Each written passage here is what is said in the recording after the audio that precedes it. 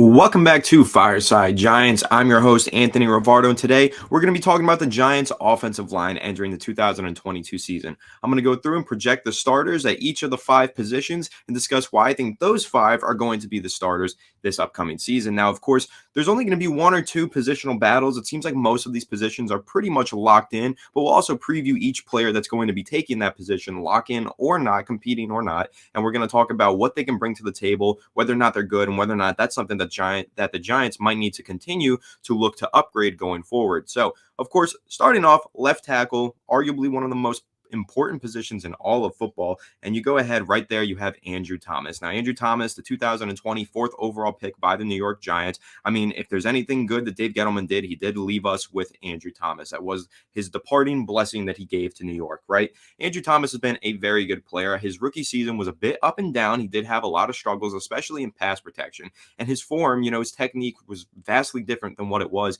back in college at Georgia. I mean, he was phenomenal at Georgia. He was a rock solid left tackle. And the struggles when he entered the league were surprising because they were much different than the struggles that he had at Georgia. So he goes into the league.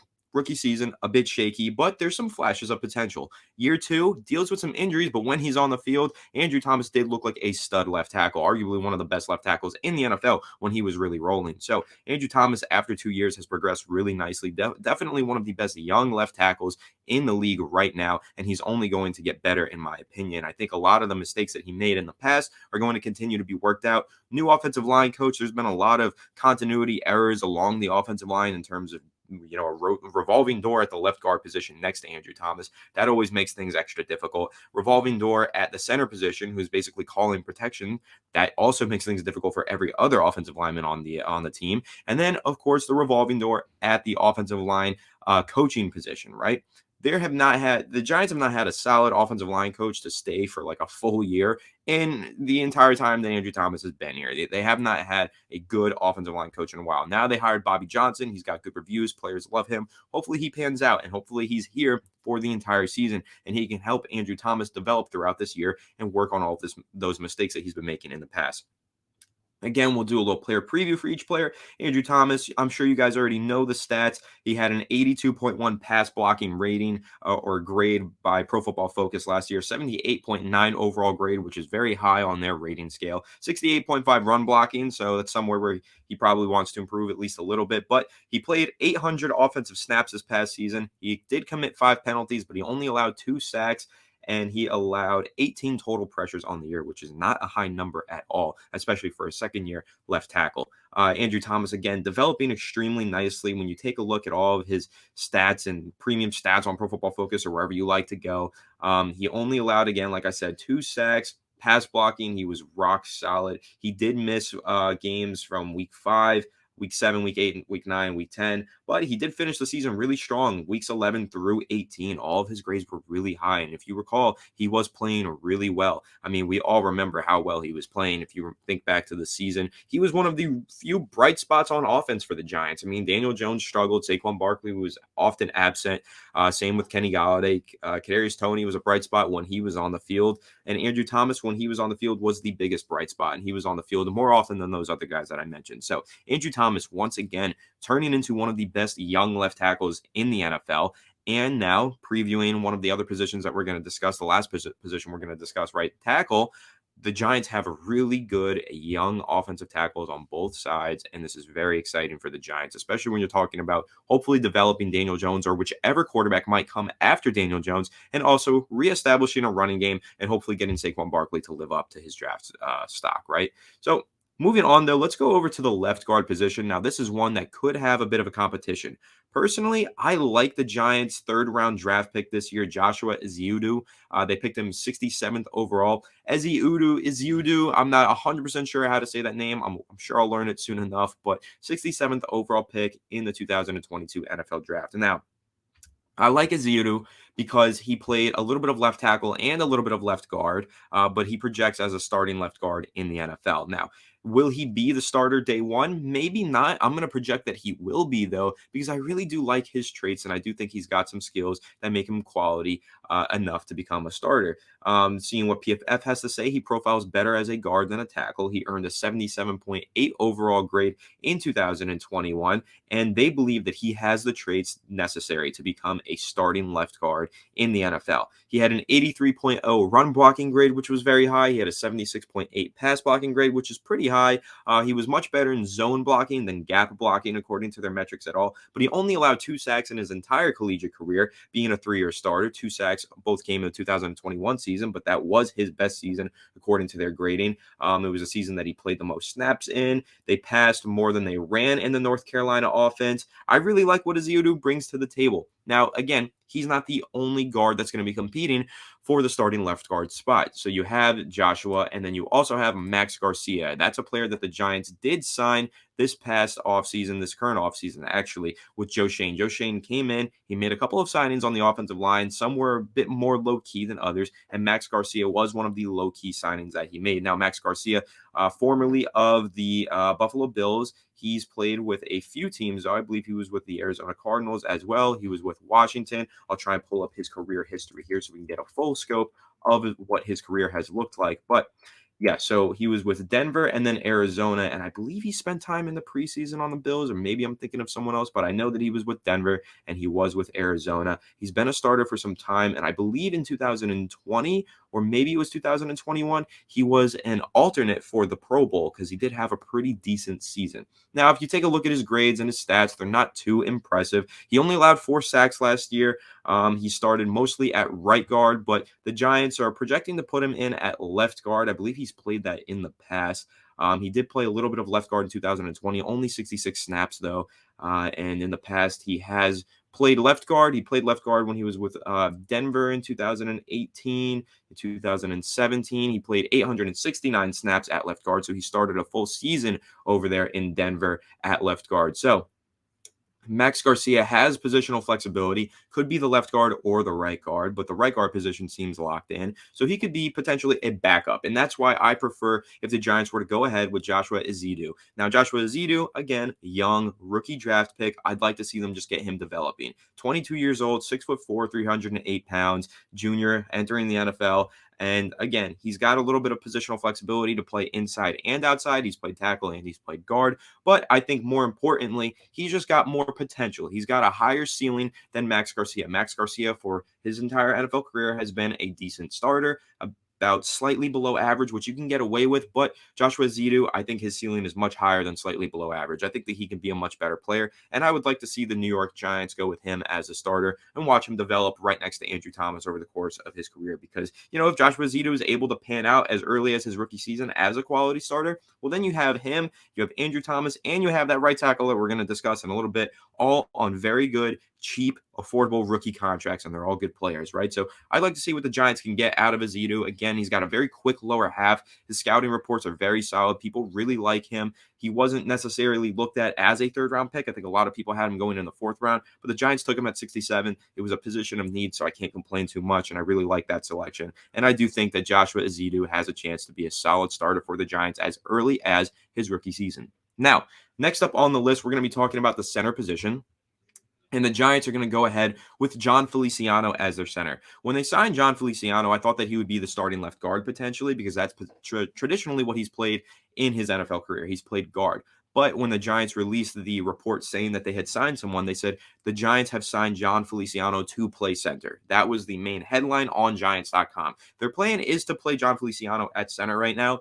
Not exactly sure why they're going with that position switch. I mean, I think it's because they just didn't find any centers of value in free agency. John Feliciano has familiarity with the Buffalo Bills, has familiarity with, of course, Brian Dable. And I think that this is a player that is a veteran, he's experienced, and he brings stability to the offensive line. Now, in 2021, he did start 6 games. 2020, he started 9 games, and in 2019, he started all 16 at right guard for Buffalo. He's primarily been a right guard, but the Giants want to move him over one spot to the center position, and I'm not complaining about that. Again, last year, center, who if there was anybody on the roster from last year that I would like to be the center this year, it's Nick Gates. But Nick Gates, dealing with that gruesome leg injury, suffered a setback reportedly. I don't think he's going to be ready in time for the start of the season, and he might not even be ready enough to play at any point this season, according to some of these reports. So prayers up to Nick Gates. I hope that his recovery starts to progress a little bit better than it has, and I hope that soon enough he's able to return to football. But right now, looks like John Feliciano,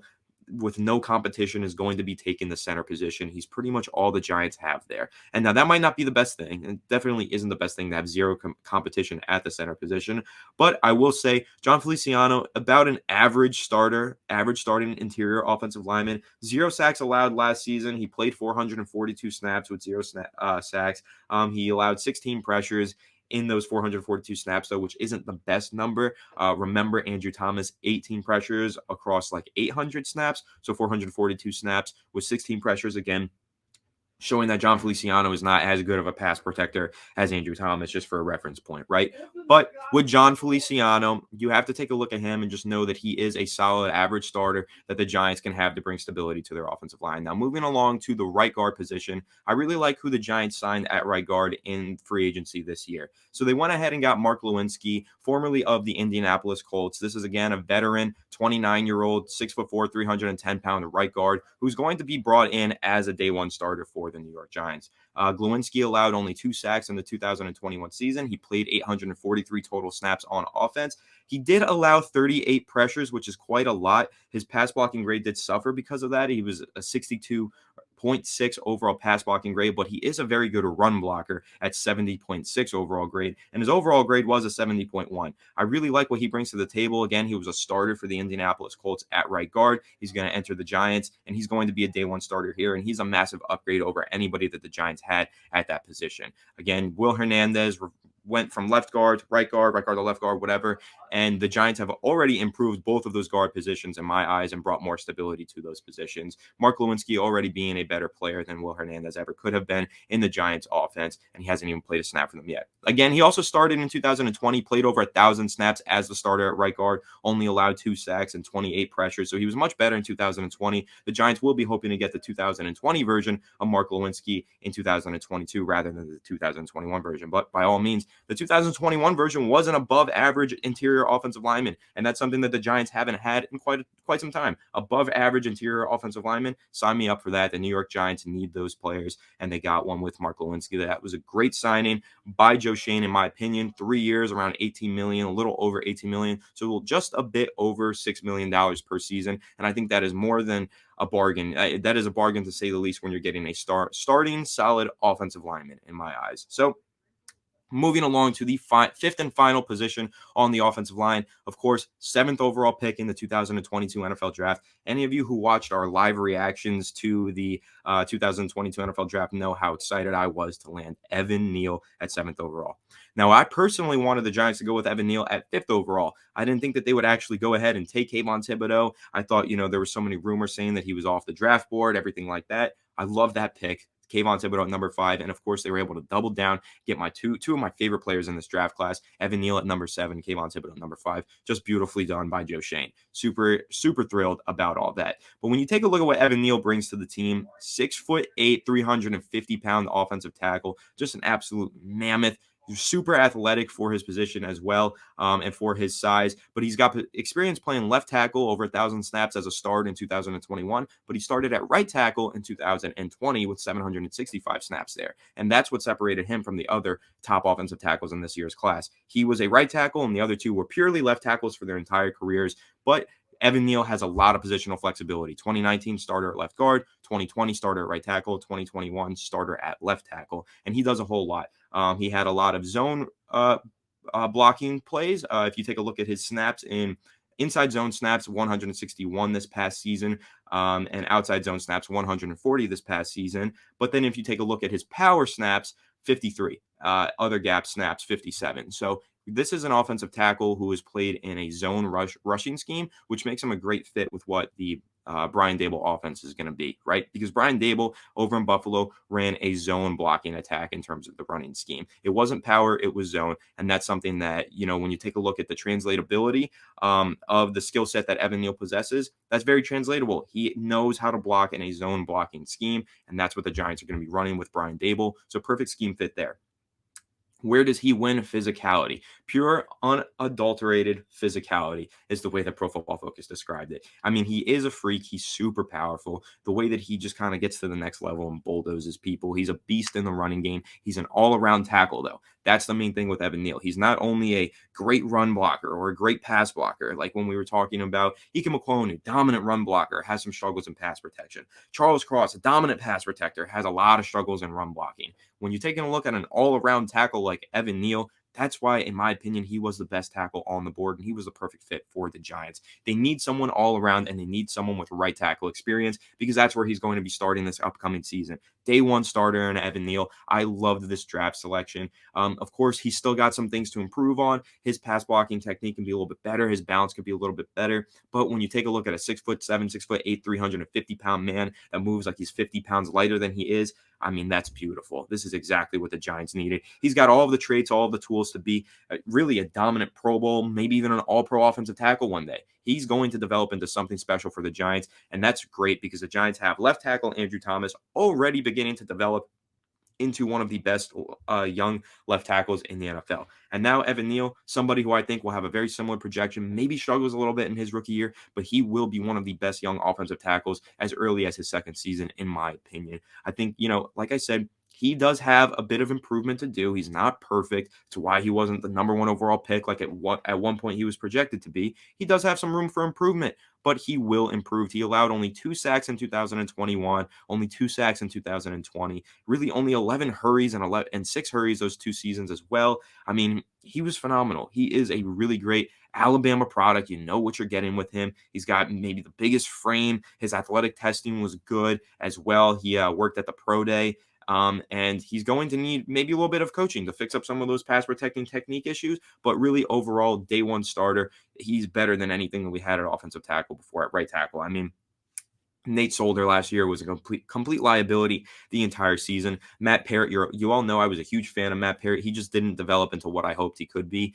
He had some of the really great technique, but he just didn't put it all together. And now taking over in his spot is going to be Evan Neal, and he's going to be light years better than Nate Solder or Matt Parrott ever were. So again, love that draft pick at number 7 overall, and that's my starting 5 for the offensive line, projecting the starting offensive line for the 2022 season. Once again, Andrew Thomas at left tackle, no brainer. I think there's going to be a little bit of a competition at left guard, but I do think Joshua Ezeudu will take the cake. Center, John Feliciano seems penned in there. Mark Lewinsky penned in there. And of course, Evan Neal rounding out the 5 at right tackle. I think this is a massive improvement. Take a look at what the Giants had at offensive line last year, revolving doors at multiple positions. But this year, massive improvements. They got some legitimate starters and some really young players with a lot of potential. I love what the Giants have built along this offensive line this offseason, and I know that Joe Schoen is going to continue to put an emphasis on it and continue to build it over the course of the next few years, and hopefully one day the Giants can actually say